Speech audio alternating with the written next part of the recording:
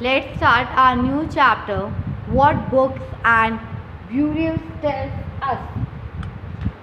Chapter 4, History. Mary in the library. As the bell rang, Mary in the library. As the bell rang, the teacher asked the students to follow him. Mary library में है. जैसे ही bell बजती है तो teacher क्या कहती है? Teacher ask करती है, बोलती है, टीचर कहती है कि ask the student to follow him. मतलब अपने स्टूडेंट्स को कहती है कि तुम लोग मुझे फॉलो करो. ठीक है, अपने साथ आने को कहते हैं. Because they were going to the library for the first time. वो लोग फर्स्ट टाइम लाइब्रेरी जा रहे थे. ठीक है. When Mary stepped inside, वो लोग फर्स्ट टाइम लाइब्रेरी जा रहे थे. When Mary stepped inside, जैसे ही मैरी ने पहला कदम इनसाइड रखा, she found that the library was much larger than their classroom. उसने देखा कि जो लाइब्रेरी है उसके क्लासरूम से भी ज़्यादा बड़ी है. All and there were so many shelves. कितने सारे शेल्फ हैं वहाँ पर. And all full of books. और सारे शेल्फ में पूरी तो बुक्स भरी हुई. In one corner was a cupboard filled with large old volume. मतलब एक कॉर्नर में क्या उसने देखा कि एक कबर्ड है और उसमें filled with मतलब लार्ज वॉल्यूम में मतलब मोटी मोटी किताबें उस कबर्ड में रखी हुई थी.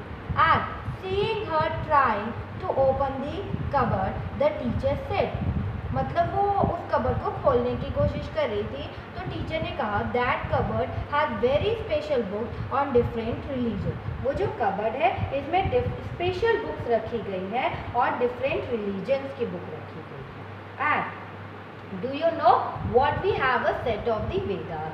क्या तुम्हें मालूम है कि हमारे पास एक सेट है वेदों के भी एक सेट है हमारे पास. वेद के What are the Vedas?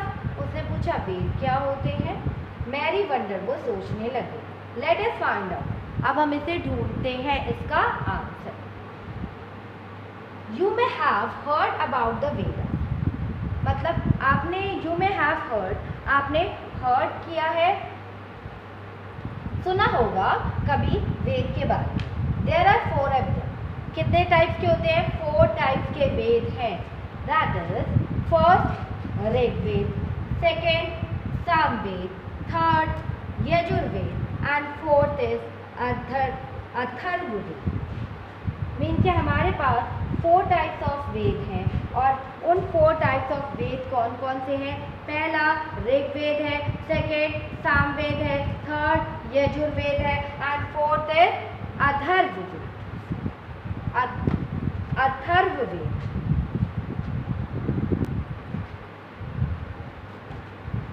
And the oldest Veda is the Rigveda. सबसे ओल्डेस्ट वेद कौन सा है? वो ऋग्वेद है. Compose about 3500 years ago. और उसे कंपोज कब किया गया था? उसे कंपोज किए हुए मतलब उसे कंपोज 3500 ईयर्स पहले कंपोज किया गया था. The Rigveda includes more than 1000 hymns. और जो ऋग्वेद है उसमें मोर देन 1000 हिम्स हैं. 1000 हिम्स मीन्स कि मोर देन 1000 प्रार्थनाएं हैं उसमें. उसे हम उन प्रार्थनाओं को क्या कहते हैं? सुक्त और वेल सेड. हम उन प्रार्थनाओं को क्या कहते हैं? सुक्त कहते हैं या वेल सेड कहते हैं. मतलब अच्छी तरह से बोला गया, अच्छी तरह से बोला गया.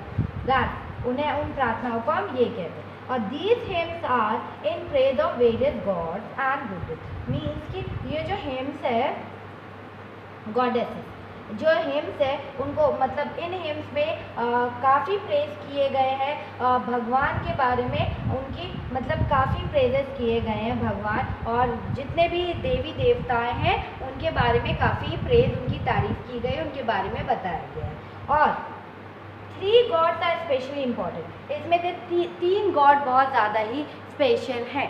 That is Agni, the god of fire. Agni the god of fire. 3 gods बहुत फेमस हैं. एक अग्नि देवता, अग्नि गॉड, और ये जो गॉड है द गॉड ऑफ फायर. अग्नि किस लिए जाने जाते हैं? God of fire.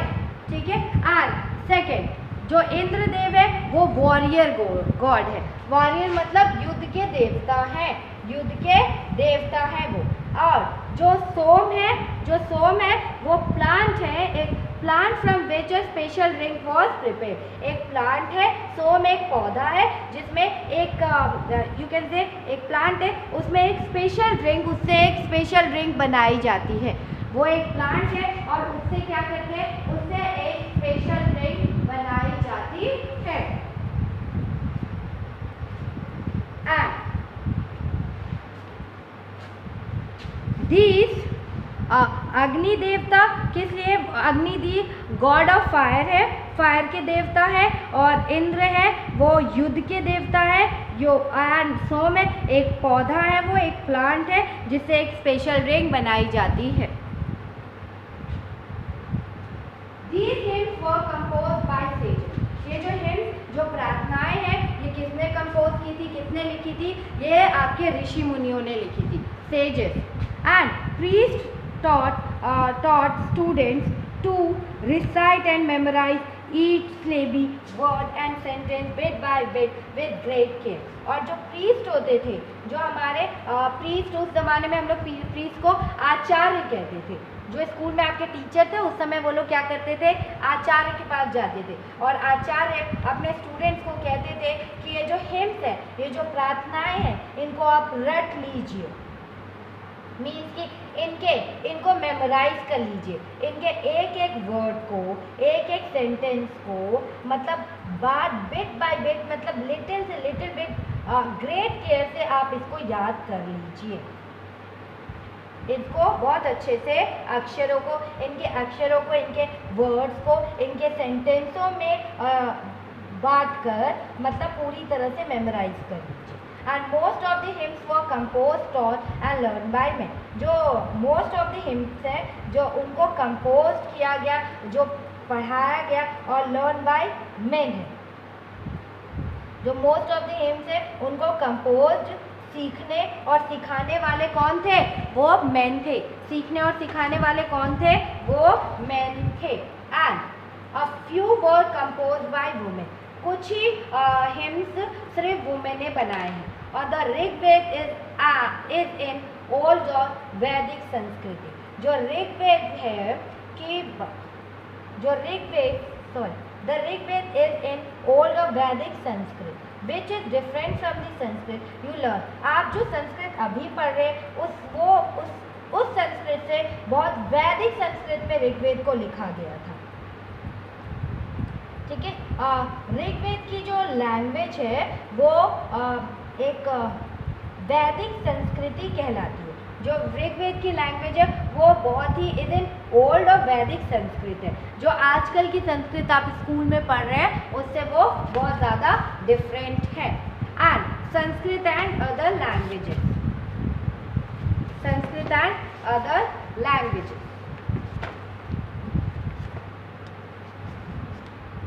Sanskrit is part of a family of languages. जो संस्कृत है वो पार्ट है फैमिली ऑफ लैंग्वेजेस की, मतलब संस्कृत भी हमारा पार्ट है, हमारी लैंग्वेजेस का पार्ट है।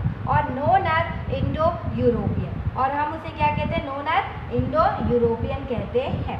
फैमिली ऑफ, संस्कृत भी हमारी फैमिली का पार्ट ही है, हमारी जो फैमिली की लैंग्वेजेस है उसी का पार्ट है संस्कृत, एंड उसको हम इंडो यूरोपियन कहते हैं। और सम इंडियन लैंग्वेजेस, कुछ इंडियन लैंग्वेजेस है Asami, Gujarati, Hindi, Kashmiri and Sindhi. Asian languages such as Persian और many European languages such as English, French, German, Greek, Italian and Spanish belong to this family. ये हमारी फैमिली जो है, इसी फैमिली का पार्ट है संस्कृत भी, और ये इंडो यूरोपियन फैमिली कहलाती है। इसमें हमारे कुछ इंडियन लैंग्वेजेस है जैसे आसामीज, गुजराती, हिंदी, कश्मीरी एंड सिंधी, और कुछ एशियन लैंग्वेजेस है such as Persian, many European languages such as English, French, German, Greek, Italian and Spanish इस फैमिलीज में है, और they are called a family. हम इसी को फैमिली कहते हैं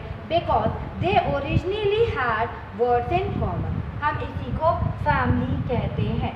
क्योंकि इसलिए कहते हैं हम इसको फैमिली, क्योंकि इसके आरंभ इनमें जो वर्ड्स है वो एक जैसे ही है, ठीक है। इनमें जो वर्ड्स है वो एक जैसे ही है। टेक दी वर्ड, एक वर्ड लेते हैं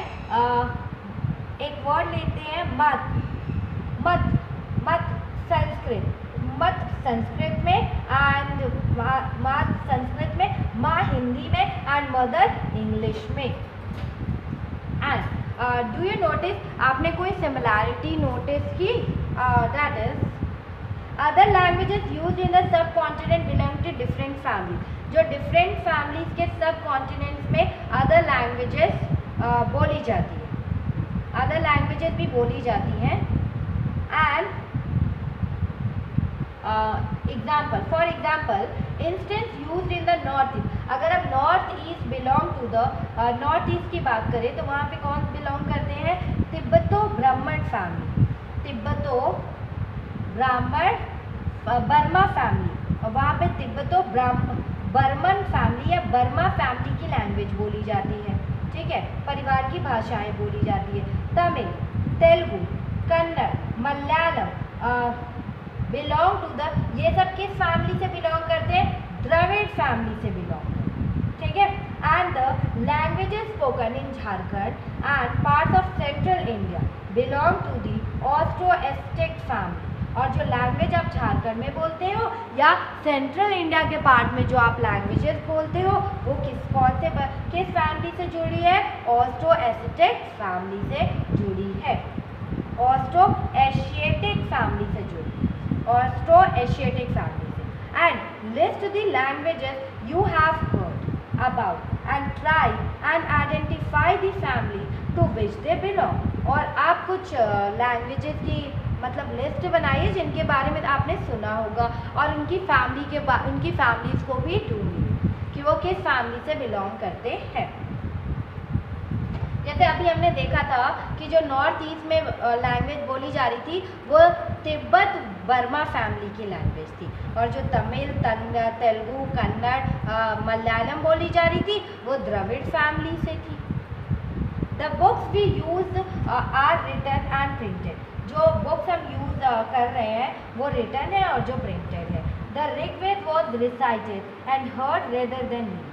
जो ऋग्वेद थी वो रिसाइट करनी पड़ती थी, मतलब हमें सुन के उसको रिसाइट रटना पड़ता था, मतलब उसको रिसाइट मतलब बोलना पड़ता था, उसका उच्चारण करना पड़ता था सुन के, और रीड करना पड़ता था। रेदर देन हमें रीड नहीं करना था। आजकल की बुक है कि आपको रीड करती है, आपको प्रिंटेड में मिल जाती है, आप रीड कर लेते हैं, लेकिन दैट टाइम जो ऋग्वेद था वो हमें सुनना पड़ता था और उसी को दोहराना पड़ता था।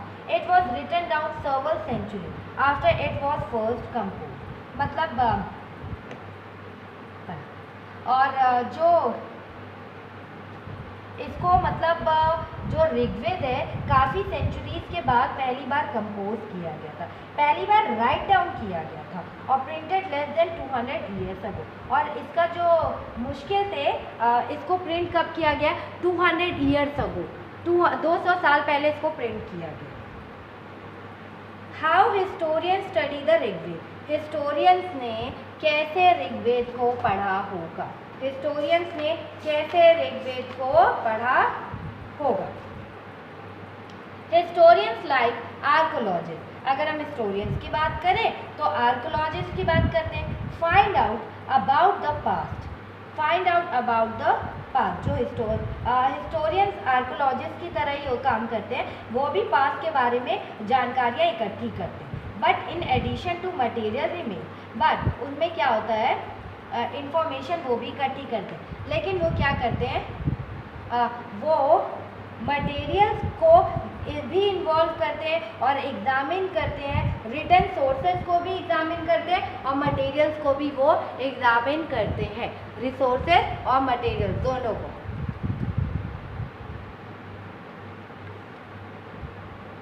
Late us see how they study. उन्होंने कैसे ऋग्वेद की स्टडी की? Let us study. Some of the hymns in the Rigveda were in a form of dialogue. कुछ हिम्स हैं जो डायलॉग के रूप में लिखे गए, जैसे आपने मूवीज में डायलॉग सुने हैं। आप स्टोरीज में, मोरल्स में आपने डायलॉग्स पढ़े होंगे कि एक बोल रहे हैं, कुछ ऋग्वेद जो हिम से जो प्रार्थनाएं हैं उनको भी डायलॉग्स के तरीके से ही लिखा गया था। And this is part of one such him, ये कुछ पार्ट है इस हिम का। दैट अ डायलॉग, ये एक डायलॉग बिटवीन अ सेज के बीच में, ऋषि के बीच में एक डायलॉग हो रहा है। नेम, उनका नाम है विश्वामित्र। और दो रिवर्स, ऋषि मुनि के बीच में डायलॉग्स हो रहे हैं और दो रिवर्स के बीच में हो रहा है, बीज और सतलुज रिवर। उसका नाम क्या है? ब्यास और सतलुज रिवर के बीच में। एंड दैट वो वर्शिप एट गुडनेस, और इनके बीच में ये डायलॉग हो रहा है। और ये जो नदियां हैं ये काफ़ी वर्शिप नदियां हैं, मतलब गुड, जो ऋषि हैं विश्वामित्र और जो देवियों के रूप में दो नदियों को पूजा जाता है। मीन्स कि व्यास नदी को और सतलुज नदी को, जैसे आप गंगा नदी और यमुना नदी को, सरस्वती जी को पूजते हैं, सरस्वती नदी को जब आप पूजते हैं तो वैसे ही विश्वामित्र भी दो नदियों को पूज रहे हैं और उनसे डायलॉग मतलब बातें कर रहे हैं, व्यास और सतलुज को पूज कर। और क्या बातें कर रहे हैं? विश्वामित्र और जो रिवर्स में बातें हो रही है उसको पढ़ते हैं। ये भी एक ऋग्वेद में लिखा हुआ है। इनके डायलॉग्स भी क्या किए गए हैं? ऋग्वेद में राइट डाउन किए गए हैं। विश्वामित्र ने कहा, O rivers come down from the mountain like two swift horses, like two shining cows that lick their cow. हे नदियों अपने बछड़ों को चाटती हुई, मतलब अपने काफ को चाटती हुई दो दमकती गायों की तरह, दो फुर्तीली घोड़ों की चाल से पहाड़ों से नीचे आओ।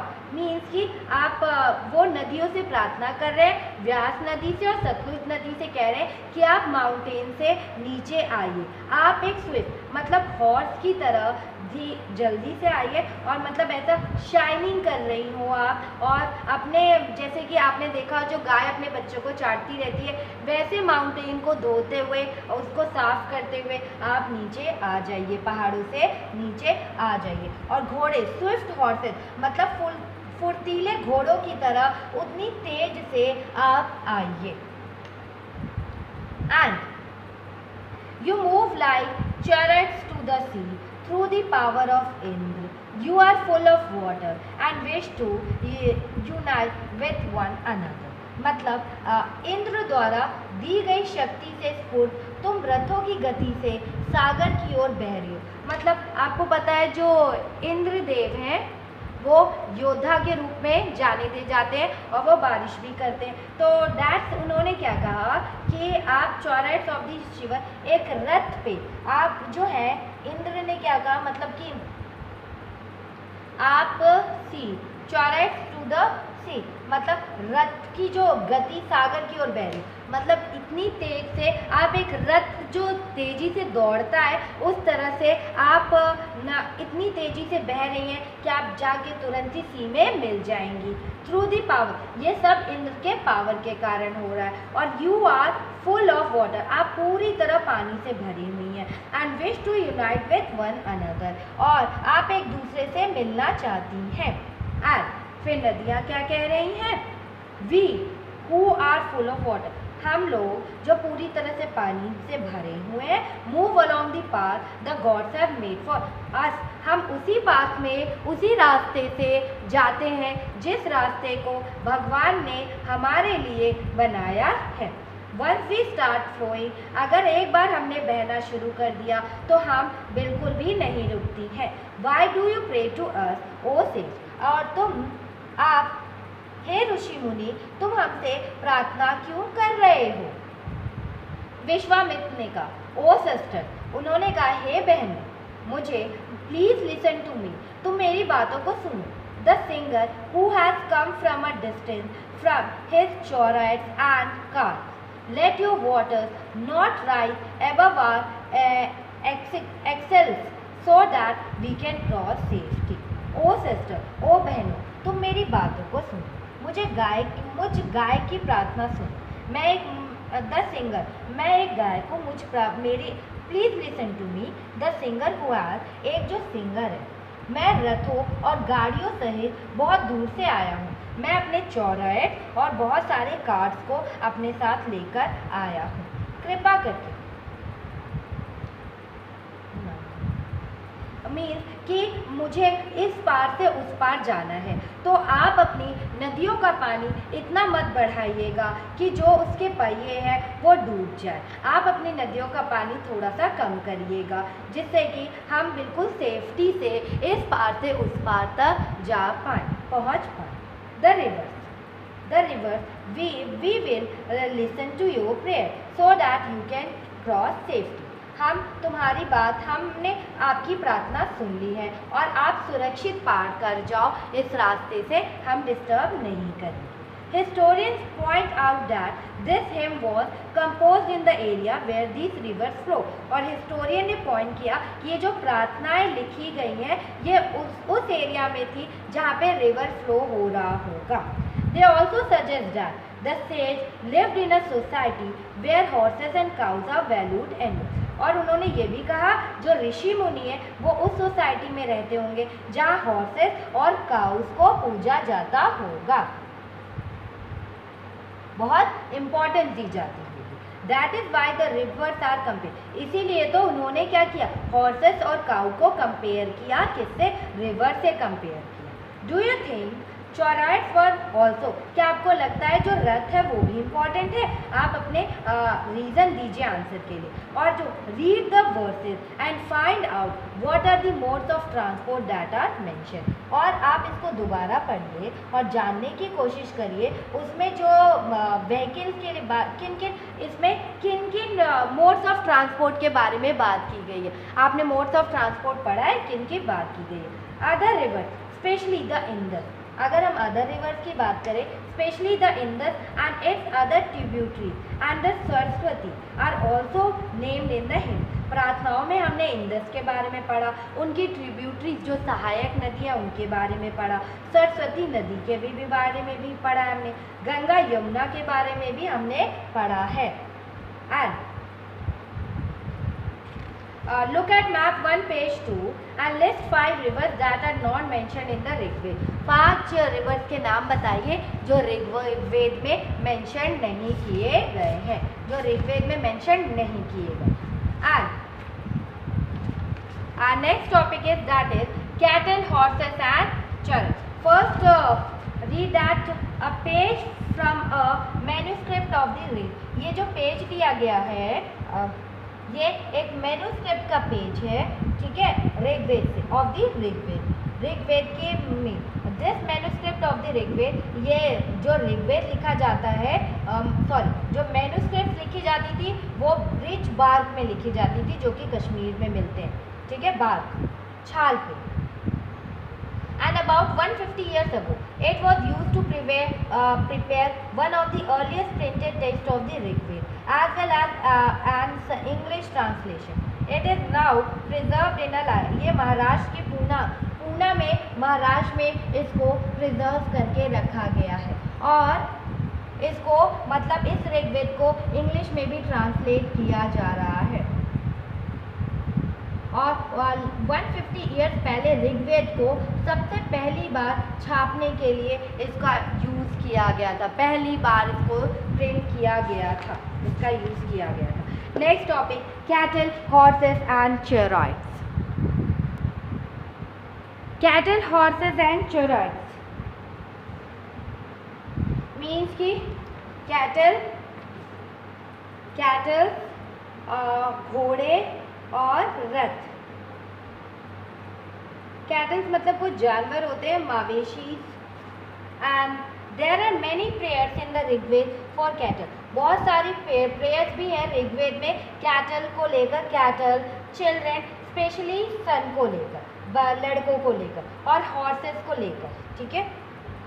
एंड बहुत सारी प्रार्थनाएं की गई हैं घोड़ों की, मतलब कैटल, बच्चों और बच्चों में खासकर लड़कों को लेकर, और घोड़ों की मतलब प्राप्ति के लिए, उन्हें पाने के लिए बहुत सारी प्रार्थनाएं हैं। Horses were yoked to chariots that were used in battle. which were found to capture cattle. जो हॉर्सेस हैं, घोड़ों को लड़ाई में मतलब रथ खींचने के लिए काम पे लगाया जाता है, आपने बहुत सारी मूवीज में देखा होगा। एंड इन लड़ाइयों में क्या किया जाता है, कैटल को जीत कर लेकर आया जाता है। इन लड़ाइयों में क्या होता है, घोड़ों को रथ से बांध दिया जाता है और वो लड़ाई होती है, और फिर जब अगर कोई लड़ाई जीतता है तो कैटल्स को वो लोग जीत कर लाते हैं। और लड़ाइयाँ बैटल्स वॉर, ये लैंड पे लड़ाइयाँ लड़ी जाती है, which was important for pasture and for growing hardy crop that ripen quickly such as barley. Some battles were fought for water and to capture people. देखिए लड़ाइयाँ क्या होती है, वैसे ज़मीन, ये लड़ाइयाँ हमेशा लैंड के लिए लड़ी जाती थी, ज़मीनों के लिए लड़ी जाती थी, जहाँ भी अच्छे पास्चर हो। मीन्स कि आपने देखा होगा जो गाय भैंस बकरी वहीं चरने जाती हैं जहाँ पे अच्छी घासें होती हैं। तो ऐसे ही अगर आपको अगर आपके पास जानवर है तो आप ऐसी ज़मीन को कोशिश करेंगे लेने की या लड़ाई में छीनने की, पाने की, कि जहाँ पर हमारे जानवर जा पाए और जहाँ पर which was more pasture and for growing hardy crop, जहाँ पे बहुत जल्दी ग्रो पाए, मतलब राइपन। बार्ले जैसे जो जौ है वो जल्दी तैयार हो जाता है और फसलों को मतलब ऐसी लैंड को हम लोग छीनने के लिए लड़ते थे जहाँ पे हम पास्चर भी अवेलेबल हो और वहाँ पे अगर हम कोई फसलों को उगाएं तो वो जल्दी से क्रॉप राइपन हो पाए, सच एज लाइक बार्ले। और सम बैटल्स वर फाउट, कुछ हम पानियों के लिए भी लड़ते थे, और टू कैप्चर पीपल, और कुछ हम पानियों के लिए भी लड़ते थे और लोगों को बंदी भी बना लेते थे इस लड़ाई में, लोगों को भी बंदी बना लेते थे इस लड़ाई में। क्योंकि अगर आप क्रॉप्स बो रहे हो तो आपको पानी की भी ज़रूरत पड़ेगी, वाटर की भी ज़रूरत पड़ेगी। Some of the wealth that was obtained was kept by the leader, और कुछ जो वेल्थ है, और युद्ध में जब भी आप बैटल में कुछ वेल्थ को जो अगर आप जीतते थे तो वो कौन रखता था, लीडर्स रखते थे। सम वॉज गिवन टू द, कुछ प्रीस्ट को दे दिया जाता था, पुरोहितों को, एंड द रेस्ट वॉज, और सब लोगों में आपस में बांट दिया जाता था। सबसे ज़्यादा कौन सरदार रख लेता था और फिर कुछ पुरोहित को दे दिया जाता था और फिर आम लोगों में बांट दिया जाता था उस धन को, उस रुपए को। And some wealth was use for the performance of, और कुछ वेल्थ को किस में यूज़ किया जाता था, यज्ञ में यूज़ किया जाता था, सेक्रीफाइस करने के लिए यूज़ किया जाता था, मतलब यज्ञ में आहुति देने के लिए यूज़ किया जाता था, आग में आहुति दी जाती थी। Sacrifices in which offering were made into the fire, और कुछ वेल्थ का यूज़ आग में सेक्रीफाइस करने के लिए किया जाता था, आहुति देने के लिए किया जाता था। These were meant for God and goddesses, मतलब ये आहुतियाँ किसके लिए थी, देवी और देवताओं के लिए ये आहुतियाँ थी। ऑफरिंग could include, और इसमें क्या क्या इंक्लूड होता था, घी इंक्लूड होता था, ग्रेन अनाज इंक्लूड होता था, and in some cases animals को भी, कभी कभी एनिमल्स की भी आहुति, या आपने पढ़ा होगा बलिदान दिया जाता है, एंड बलिदान दिया जाता था।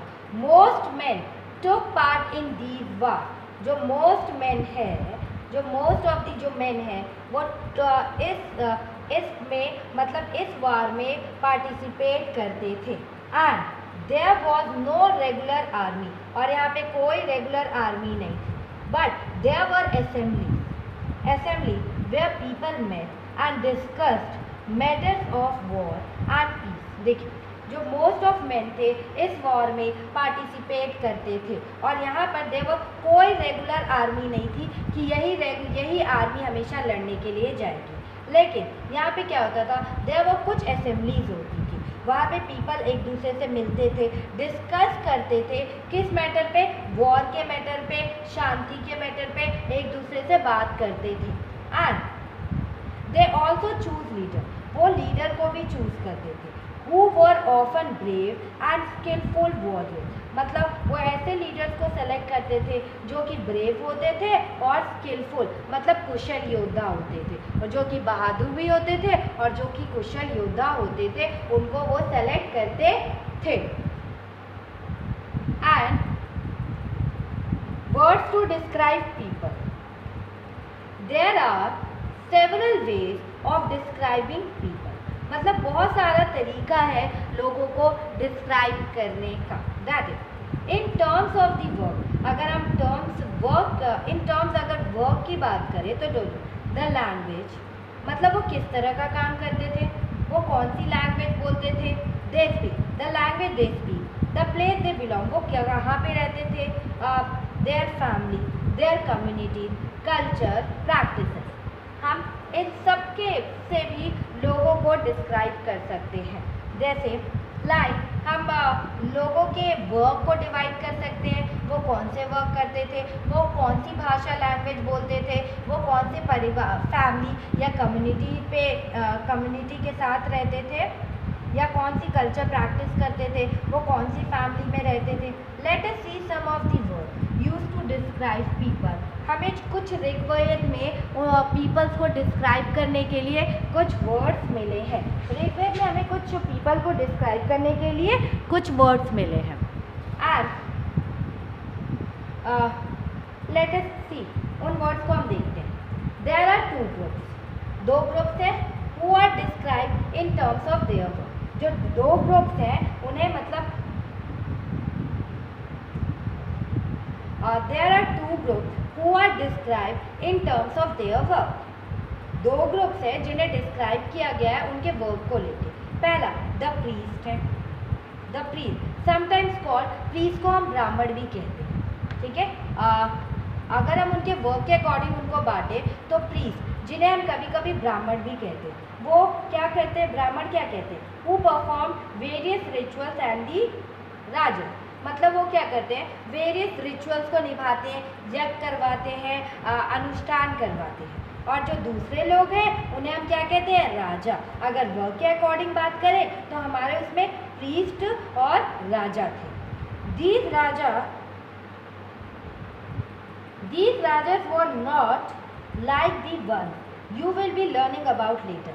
ये राजा आपने जो पहले जिनके बारे में तुमने पहले कभी पढ़ा होगा, वे राजा ऐसे नहीं थे, ये राजा वैसे नहीं थे। And they did not have capital cities, palaces और army, not did they collect taxes. ये जो राजा थे इनके पास कोई कैपिटल सिटी नहीं थी, इनके पास राजमहल नहीं था, इनके पास क्या आर्मी नहीं थी, और ये कभी भी टैक्स को कलेक्ट नहीं करते थे। And generally sons did not auto, और जनरली जो सन थे, जो बेटे थे, वो पापा के मरने के बाद तुरंत या फादर के मरने के बाद तुरंत, राजा के मरने के बाद तुरंत उनके बेटे राजा नहीं बनते थे। And read the previous section once more and see whether you can find out what the raja do. मतलब प्रीवियस सेक्शन एक बार और पढ़िए आप, और आप ढूंढने की कोशिश करिए कि राजा क्या करते थे, ठीक है, राजा क्या करते थे। Two words were used to describe the people और the community as a whole. मतलब पीपल और कम्युनिटी के लिए टू वर्ड्स को यूज़ किया जाता था। पीपल और कम्युनिटी को डिस्क्राइब करने के लिए टू वर्ड्स का यूज़ होता था। पहला, first one was the word जना। पहला वर्ड क्या था, जना था। जो पहला वर्ड क्या था, जन था। और जन क्या, which we still use in Hindi, अभी भी हम इसका यूज़ हिंदी में करते हैं, एंड अदर लैंग्वेजेस में भी हम इसका यूज़ करते हैं जन। और जो दूसरा था, द अदर वॉज विश। जो दूसरा वर्ड क्या था, वो विश था। द वर्ड वैश्या कम्स फ्रॉम विश। ये जो वर्ड है ये वैश्या शब्द से निकला हुआ है। ये जो वर्ड है ये वैश्या शब्द से निकला हुआ है, और आप इसके बारे में चैप्टर 5 में ज़्यादा पढ़ेंगे। एंड सेवरल विश और jana are mention by me. Several जो विश है,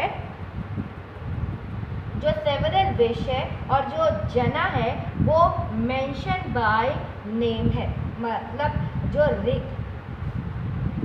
सो we find reference, so we मतलब जो ऋग्वेद में विश और जनों के नाम हमें मिलते हैं, ठीक है। ऋग्वेद में हमें ये विश और जनों के कुछ नाम हमें ऋग्वेद में मिलते हैं। So we find reference to the Purujana, Purujan और विश, द भारत जन और विश, द यदुजन और विश एंड सो। मतलब हमें कुछ ऐसे मिले हैं, इसलिए हम पुरुजन, हम क्या पढ़ते हैं, अगर आप हिंदी के शब्द कुछ देखेंगे ऋग्वेद में हमें विश और जन के नाम मिलते हैं। जैसे कि अगर आपने पढ़ा, जैसे हमने पढ़ा पुरुजन, पुरुजन, या आप कह सकते हो पुरुजन और विश, या भरतजन या विश, या यदुजन या विश, मतलब कई चीज़ें हमें मिली। So do any of these name sound familiar, मतलब ये जो हमने नेम्स पढ़े क्या इनमें कुछ साउंड फैमिलियर है? Sometimes the people who composed the hymns described themselves as Arya and called their opponents Dasis and Dasis। मतलब जिन भी लोगों ने इन हिम्स को कंपोज किया है वो कभी कभी खुद को क्या कहते थे, अपने आप को आर्य कहते थे। वो जिन भी लोगों ने इसको हिम्स को, इन प्रार्थनाओं को लिखा है, उन्होंने वो अपने आप को क्या कहते थे, आर्य कहते थे। एंड अपने, और जो उनके अपोनेंट, और जो उनके मतलब अपोनेंट्स मतलब जो उनके विरोधी होते थे, जो उनके अगेंस्ट होते थे, उन्हें क्या कहते थे, वो दास कहते थे या दस्यु कहते थे, दास कहते थे या दस्यु कहते थे। And these were people who did not perform sacrifice and probably spoke different language. और ये वो पीपल थे जो हु डिड नॉट, वो परफॉर्म नहीं करते थे सेक्रीफाइस, मीन्स कि जो sacrifice, and probably spoke different language. जो दस्यु, दस्यु वे लोग थे जो कभी सेक्रीफाइस नहीं करते थे, मतलब यज्ञ नहीं करते थे, और शायद मतलब प्रोबेबली वो दूसरी लैंग्वेजेस भी बोलते थे। And later the term Das and the feminine दासी, मतलब जो टर्म है बाद के समय में टर्म दास, दास शब्द का मतलब क्या होता है, केम टू मीन स्लेव, मतलब इसका मीनिंग है स्लेव, इसका मतलब गुलाम हो गया। दास का मतलब होता है गुलाम। अगर हम स्त्रीलिंग में या फेमिनाइन में देखें तो इसका मतलब क्या निकलता है, दासी। मेन को हम दास कहते थे और वुमेन को हम क्या कहते थे, दासी। और इसका अर्थ क्या है, दास और दासी मतलब गुलाम। Slaves were women and men who were often captured, मतलब जो वॉर में, जो हम पास्चर के लिए वॉर करते थे, वाटर के लिए वॉर करते थे, उसमें जो भी हम दासों को पकड़ते थे, वो स्लेव, वो जो गुलाम होते थे, वो औरतें भी होती थी और मेंस भी होती थी, ठीक है। उन्हें हम वॉर में कैप्चर करते थे।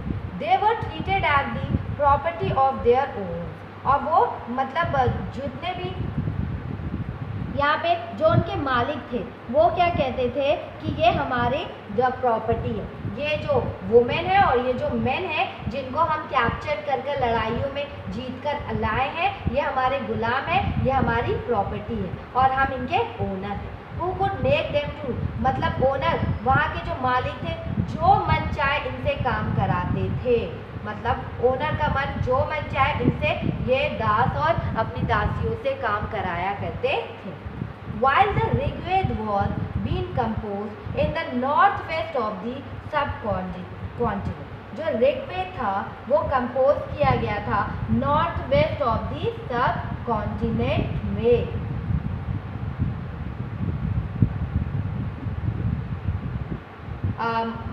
There was other development, जब हम ऋग्वेद को कंपोज कर रहे थे अपने नॉर्थ वेस्ट सब कॉन्टिनेंट्स एरिया में, कॉन्टिनेंट्स आपको पता है उन्हीं के जो पार्ट्स होते हैं, जो डिफरेंट कंट्रीज होती है, उन्हें हम सब कॉन्टिनेंट कहते हैं। और जो ऋग्वेद जब हम कंपोज कर रहे थे नॉर्थ वेस्ट सब कॉन्टिनेंट में, तो कुछ मतलब अदर एरियाज में कुछ डेवलपमेंट भी हो रही थी। अदर एरियाज में क्या हो रहा था, कुछ डेवलपमेंट भी हो रहे थे। Let us look at some of these। मतलब लेट अस लुक, कुछ इसमें से हम देखते हैं। And silent sentinels the story of megalith means कि हम silent sentinels the story of megalith की हम स्टोरी पढ़ने जा रहे हैं।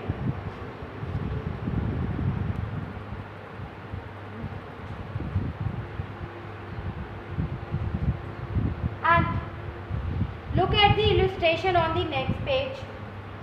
कुछ illustration, कुछ next page में कुछ diagrams हैं, उनको देखिए। That these stone, इनको देखिए, and these stone boulders are known as megalith, literally big stones।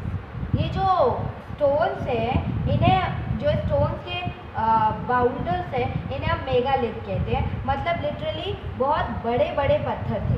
और अगर आप इसको डिस्क्राइब करोगे, मेगा मतलब क्या होता है, बड़ा, और लिथ मतलब क्या होता है, पत्थर। मेगा मतलब क्या होता है, बड़ा, और लिथ मतलब होता है पत्थर। ये आई थिंक फर्स्ट चैप्टर में I have describe. And the stone boulders are known as, जो स्टोन के बड़े बड़े बुल्डर्स हैं या लिटरली बिग स्टोन्स, हम इन्हें कहते हैं मेगालिथ से। ठीक है, दीज वर केयरफुली, इनको अरेंज किया है पीपल, एंड वो use to mark burial site. और ये मतलब कि इनको इस तरह से अरेंज किया है जिससे कि ये पत्थर दफन करने की जगह पर लोगों द्वारा, मतलब लोगों ने इसे बहुत केयरफुली अरेंज किया है।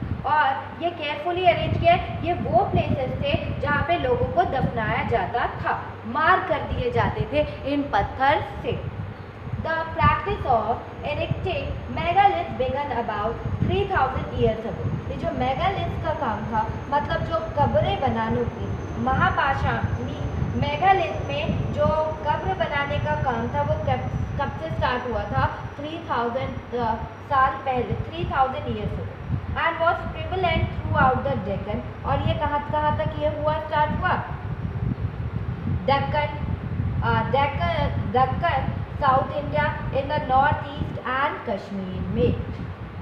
बहुत फेमस था ये जो इरेक्टिंग प्रैक्टिसेस था, ब्यूरियल को मतलब दफनाने का कब्र में, ये स्टार्ट हुआ था 3000 ईयर्स अगो हो चुके इसको स्टार्ट हुए। एंड सम इम्पॉर्टेंट मेगालिथिक, कुछ important megalithic sites are shown on map 2, मतलब कुछ इम्पॉर्टेंट मेगालिथ को हमने मैप 2 में शो किया है। While page number 13, and while some megalith can be seen on the surface, कुछ megalith can be seen on the surface, other megalith buried वो under. कुछ मेगालिथ तो हमें सरफेस पे ही देखने को मिल जाते थे, ज़मीन के ऊपर ही दिख जाते थे, और कुछ मेगालिथ हमें क्या करते थे, ज़मीन के नीचे देखने को अंडरग्राउंड में मिलते थे। अंडरग्राउंड में उन्हें दफनाया जाता था, उनकी कब्रों को।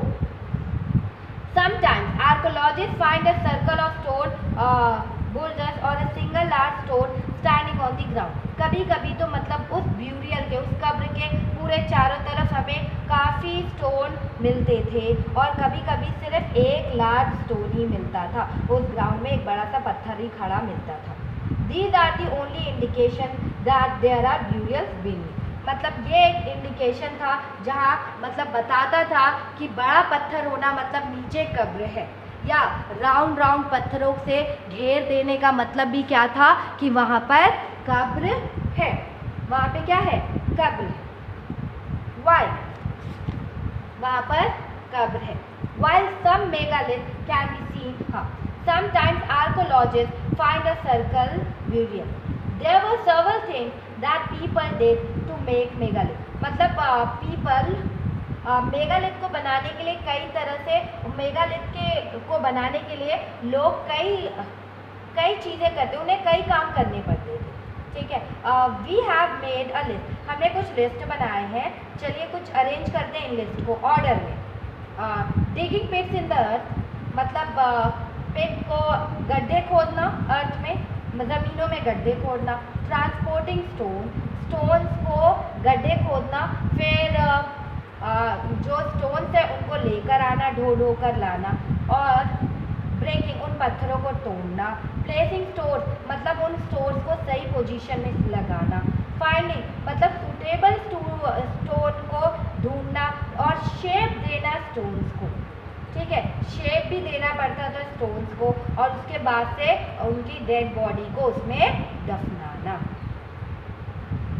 इतना काम करना पड़ता था एक बॉडी को दफनाने के लिए। ऐसे ही नहीं था कि किसी भी शेप में आप पत्थरों को ले आओ, किसी भी शेप में आप पत्थरों को लेकर आ जाओगे और वहाँ पे वर्क्स होना, मतलब कि उस पत्थर को कैसे भी सजा दिया जाएगा, उन पत्थरों को कैसे भी सजा दिया जाएगा तो वहाँ पे कब्र बनाई जा सकती है, ऐसा नहीं था।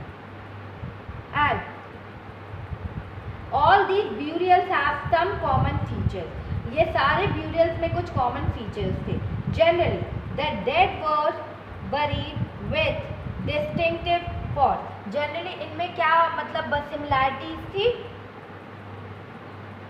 मतलब इनको जब भी दफनाया जाता था बरीड विद डिस्टिंक्टिव, उनके साथ कुछ पॉट्स को भी दफनाया जाता था, कुछ पॉट्स को भी दफनाया जाता था, that is which are black and red ware, मतलब कि जो काले और लाल मिट्टी के जो बर्तन थे, मतलब काले और मिट्टी के लाल बर्तन के नाम से जाना जाता है, उनको भी दफनाया जाता है, या यू कैन से ब्लैक और रेड वेयर, इनको दफनाया जाता था।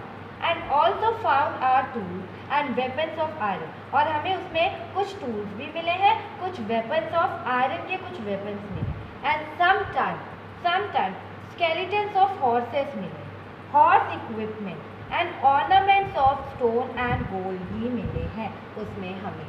आप जब उनको लोगों को दफनाया जाता था तो उसमें हमें कुछ मिट्टी के बर्तन भी मिले हैं, उनके साथ उन मिट्टी के बर्तन भी दफना दिए जाते थे। हमें कुछ काले और लाल मिट्टी के बर्तन मिले हैं, मतलब काले और लाल मिट्टी के नाम से जाने जाते थे वो बर्तन, वो दफनाया जाता था। इसके साथ ही हमें कुछ क्या मिला, वेपन्स ऑफ आयरन मिले हैं, वेपन्स ऑफ आयरन मिले हैं, कुछ टूल्स भी मिले हैं, कुछ टूल्स मिले, और स्केलेटन ऑफ हॉर्सेस मतलब कंकाल मिला है हॉर्स का, और कुछ हॉर्स के इक्विपमेंट भी मिले, यहाँ तक कि कुछ ऑर्नामेंट, जो ऑर्नामेंट्स थे, जो गहने थे, जो स्टोन के गहने थे और जो सोने के गहने थे, वो भी हमें इसमें मिले हैं।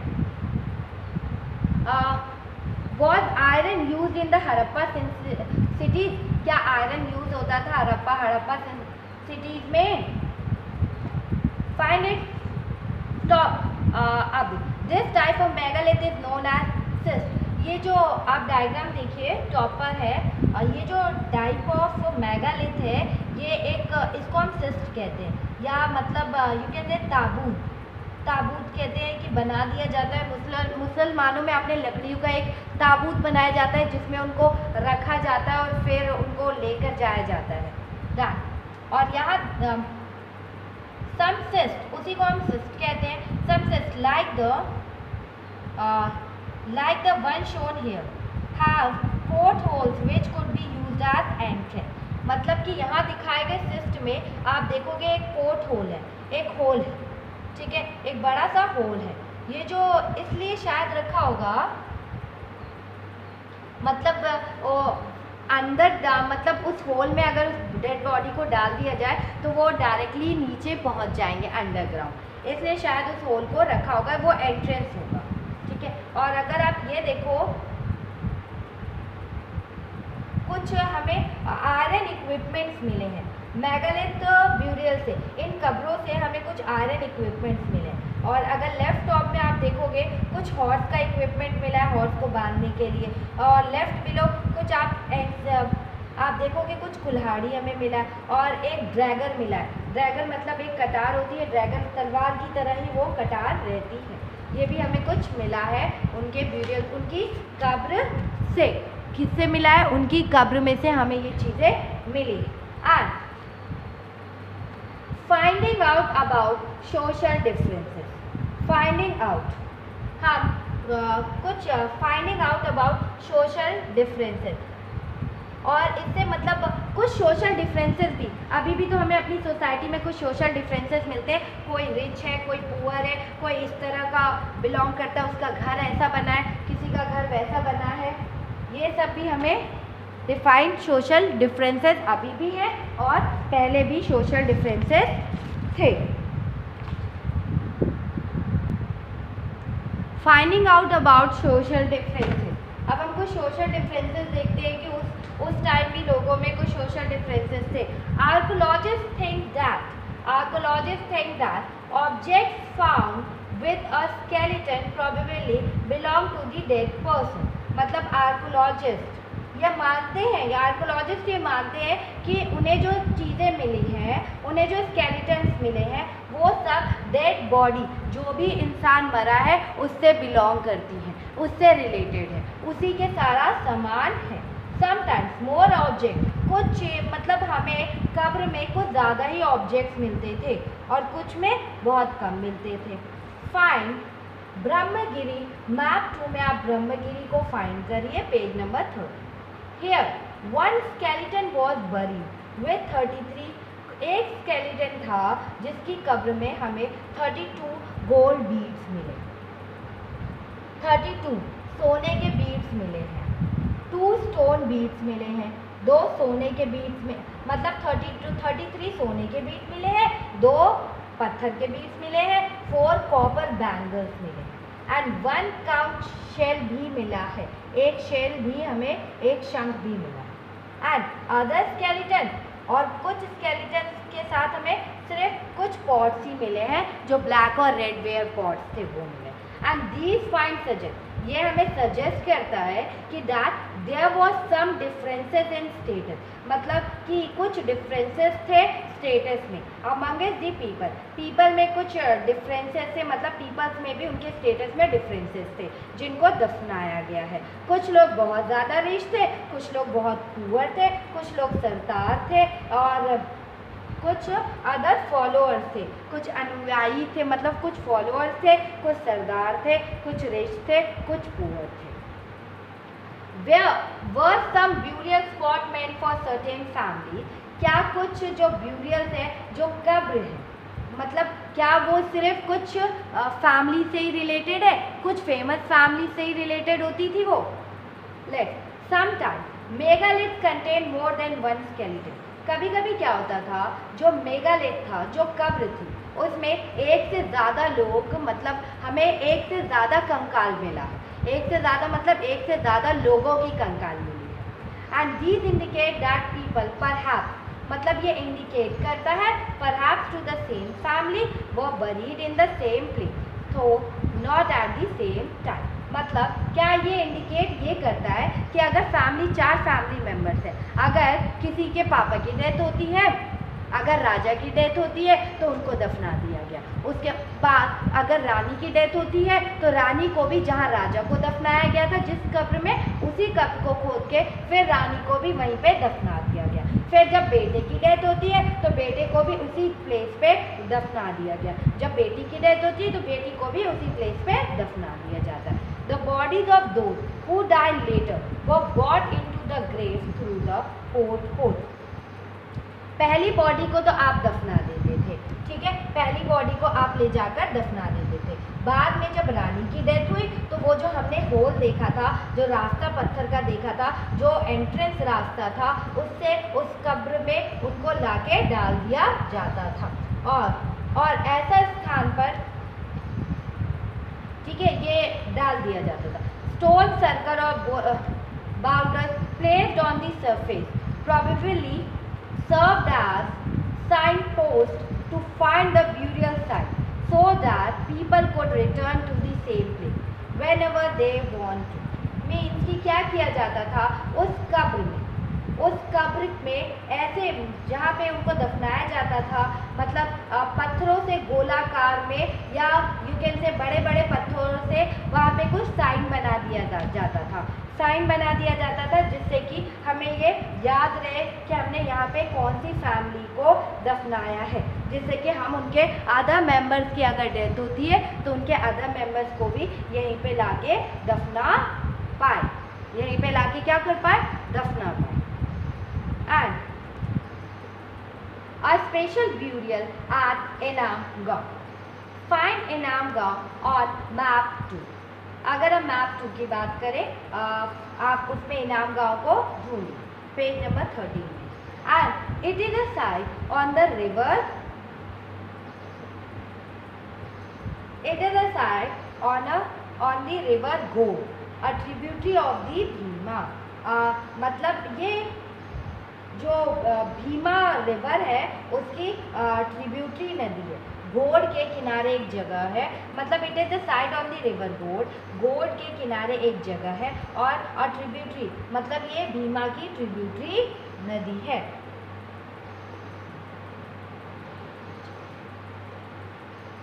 भीमा की ट्रिब्यूटरी नदी गोड है और उसके किनारे ही ये जगह है.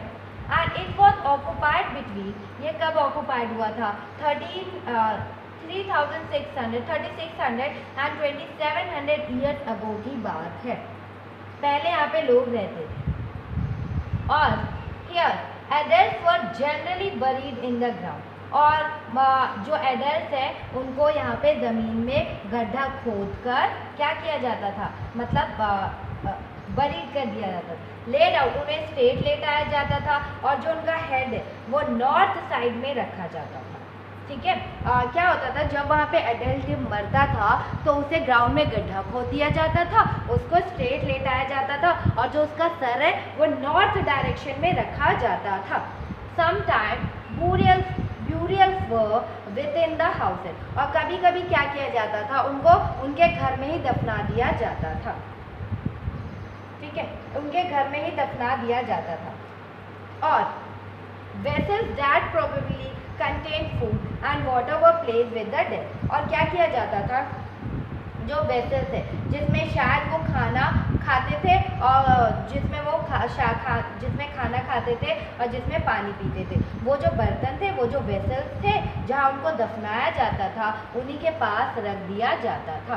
उन्हीं के पास रख दिया जाता था कि उनको भूख लगेगी तो वो खाना खा लेंगे, उन्हें प्यास लगेगी तो वो क्या करेंगे, पानी पी लेंगे. One man was found buried in a large. One man was found. एक मैन है जो फाउंड, जो मिला है, buried in a large, buried in a large 4-legged clay jar in the courtyard of a 5-roomed house. Of a 5-roomed house.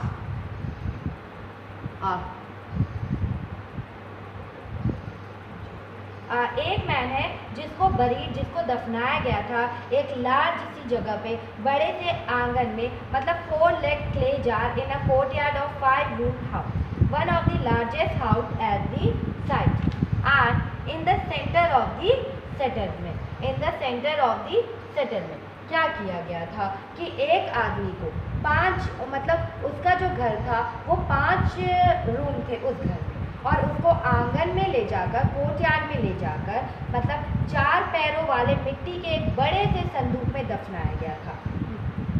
मिट्टी का एक बड़ा सा संदूक बना दिया गया था, मिट्टी का एक बड़ा सा संदूक बनाया गया था, उसी में उसको दफना दिया गया था आंगन में. और क्या किया गया था, बस्ती के बीच में बसा यह घर गांव के सबसे बड़े घरों में से एक था. अगर आप इस घर की बात करें तो सबसे बड़ा घर ये था, मतलब कि उन पूरे गांव में सबसे बड़ा घर यही था. This house also had a drain. और ये जो हाउस था इसमें क्या था, बहुत सारा अनाज भी था, मतलब अनाज का गोदाम भी इस हाउस में बहुत था. और the body was placed in a cross legs position. और जो बॉडी हमें मिली है वो मतलब क्रॉस लेग पोजीशन में है, मतलब पैर थोड़े मुड़े हुए थे. क्या do you think this was the body of a chief? क्या आपको लगता है कि ये बॉडी किसी चीफ या सरदार की है? अगर आपको ऐसा कुछ लगता है तो रीज़न बताइए. You can what skeleton studies tell. मतलब जब हमने स्केलेटन्स के बारे में पढ़ा तो उससे हमें क्या क्या पता चला, that पहला में it is easy to make out the skeleton of a child from its small size. मतलब हम मतलब स्केलेटन पहचानना, बच्चों का स्केलेटन पहचानना आसान होता है क्योंकि बच्चों के स्केलेटन क्या होते हैं, स्मॉल इन साइज होते हैं.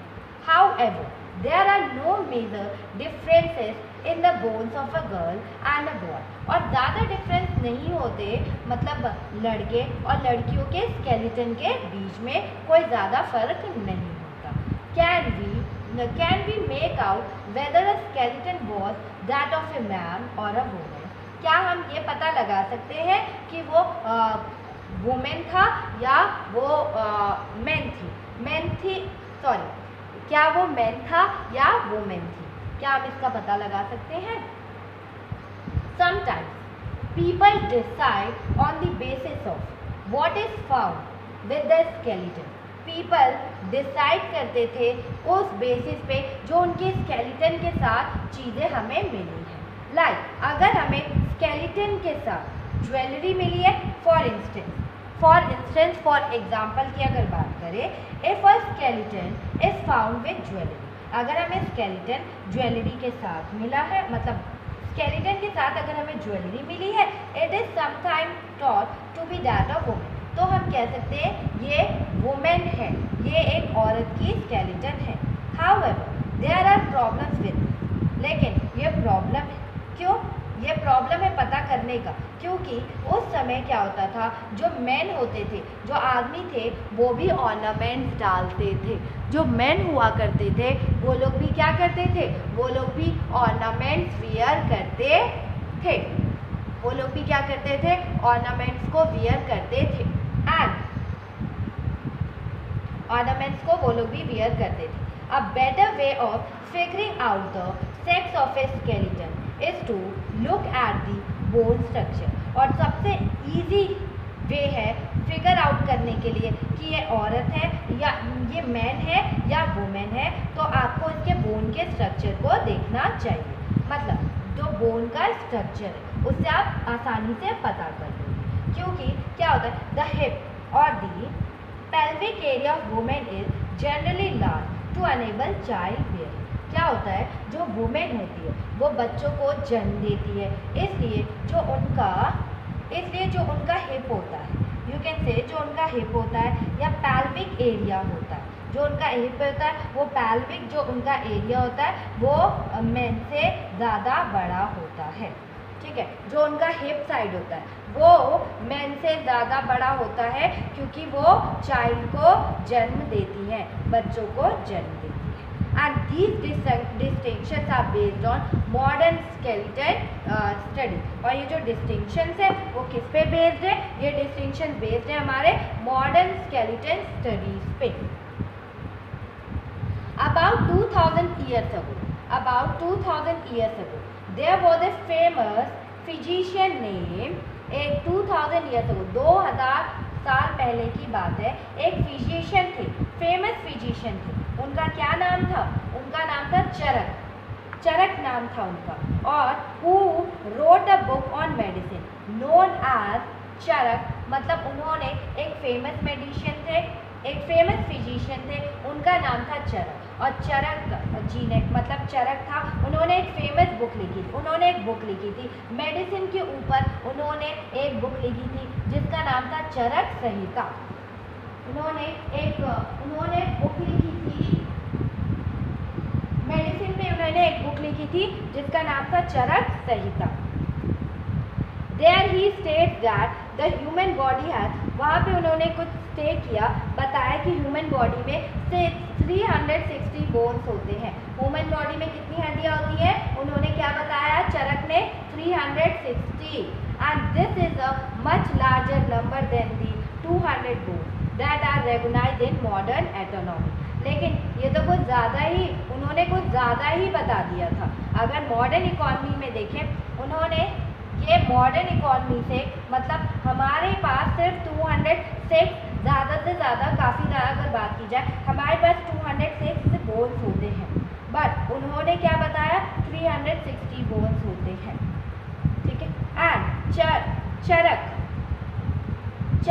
arrived at this figure by counting the teeth, joints and cartilage. लेकिन चरक ने उन्होंने 360 ऐसे बताया. उन्होंने किस किस को काउंट किया था? दांत को मतलब अपने टीथ को काउंट कर लिया था, और जो आपके जॉइंट्स हैं, जॉइंट्स के बोन्स को भी काउंट कर लिया था, और जो कार्टिलेज को भी उन्होंने काउंट कर लिया था। और जब उन्होंने इन सब को काउंट किया तो उन्होंने बताया कि आपके पास 360 क्या है, बोन्स है। 360 आपके पास क्या है, हड्डियां हैं। एंड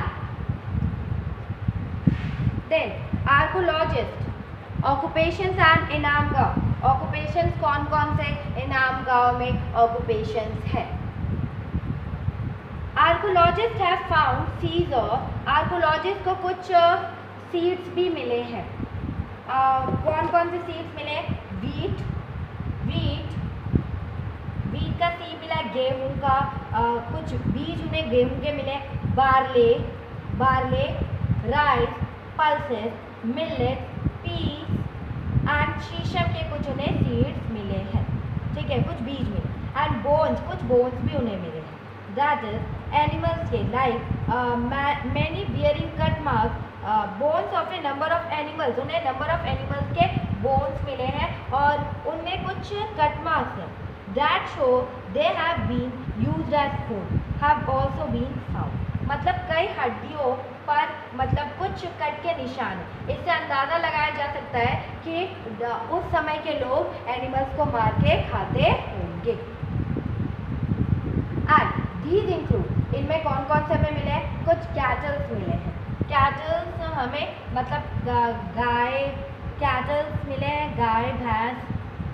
कैटल्स में हो जाता है आपका गाय, बैल, भैंस। गाय और बैल like buffalo, goat, sheep, dog, horse, ass, pig, sambar और spotted deer, blackbird, antelope, hare and mongoose. Besides birds मिले crocodile, turtle, crab and fish की हड्डियाँ मिली हैं।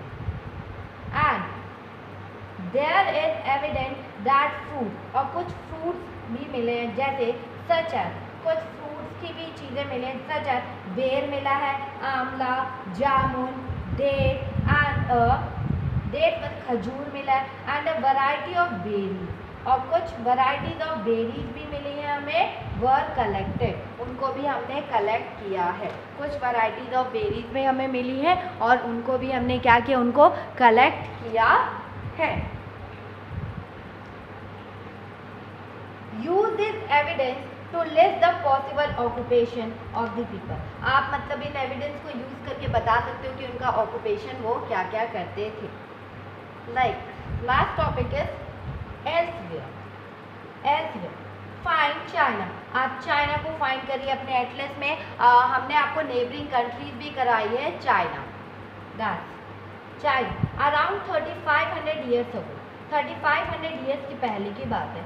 We find some of the first evidence of writing, मतलब हमें कुछ evidence मिले थे चाइना में ही पहले प्रिंटिंग का काम स्टार्ट हुआ था या कागज़ पे लिखने का काम स्टार्ट हुआ था। These writing word on animal bone, means कि ये जो राइटिंग है, ये जो लिखा गया है वो एनिमल्स की हड्डियों से पर लिखा गया है, जानवरों की हड्डियों पर लिखा गया। These were called oracle bones, और इनको हम क्या कहते हैं, ऑरिकल बोन्स कहते हैं। क्यों कहा जाता है oracle? Because they were use to predict the, मतलब इन्हें हम ऑरिकल बोन्स इसलिए कहते हैं क्योंकि ये हमें हमारा फ्यूचर बता सकते हैं। ये मान्यता थी कि ये भविष्य बताते हैं, ठीक है, फ्यूचर बताते हैं। King got tried to write questions on the bone, और जो राजा थे वो क्या करते थे, इन हड्डियों पर क्वेश्चन लिखवाते थे। और कौन कौन से क्वेश्चन लिखवाते थे? वुड दे विन बैटल, वो पूछते थे क्या वे युद्ध जीतेंगे। And would the harvest be good, इस बार फसल अच्छी होगी। वुड दे हैव सन, क्या उन्हें लड़के होंगे, मतलब पुत्र मिले होंगे। And the bones were then put into the fire, ये क्वेश्चन उन हड्डियों पे, जानवरों की हड्डियों पे लिख दिया जाता था और उसके बाद उसको क्या किया जाता था, आग में डाल दिया जाता था। And they cracked because of the heat, और मतलब आग से वो हड्डियाँ क्रैक हो जाती थी। Then fortune teller study these crack, and try to predict the future. और जो फॉर्च्यून टेलर्स थे और वो जो भविष्य देखते थे, वो वो इन क्रैक्स को देखते थे और उसके बाद वो प्रेडिक्ट मतलब एक अंदाज़ा लगाते थे कि कोशिश करते थे फ्यूचर देखने की। As you may expect they sometimes made mistake. और हम एक्सपेक्ट कर सकते हैं कभी कभी इनकी जो भविष्यवाणी होती थी वो गलत भी हो जाती थी। These kings lived in palaces in cities. ये किंग महलों में रहते थे सिटी में। They amassed vast quantities of wealth। मतलब इनके पास बेशुमार दौलत इकट्ठी कर लेते थे। इंक्लूडिंग इन बेशुमार दौलत में इनके पास क्या थी, जिनमें आप कह सकते हो including large elaborately decorated bronze vessel भी होते थे। मीन्स कि इनके पास ब्रोंज के बर्तन होते थे जिस पे बड़ी बड़ी मतलब डेकोरेट किया गया था, नक्काशियाँ की गई। लेकिन however they did not know the use of iron। लेकिन इन्हें आयरन का यूज़ करना नहीं जानते थे। कांसों के बर्तन पे ही इन्होंने बहुत बड़ी बड़ी डिज़ाइन किए थे, लेकिन ये आयरन का यूज़ करना नहीं जानते थे।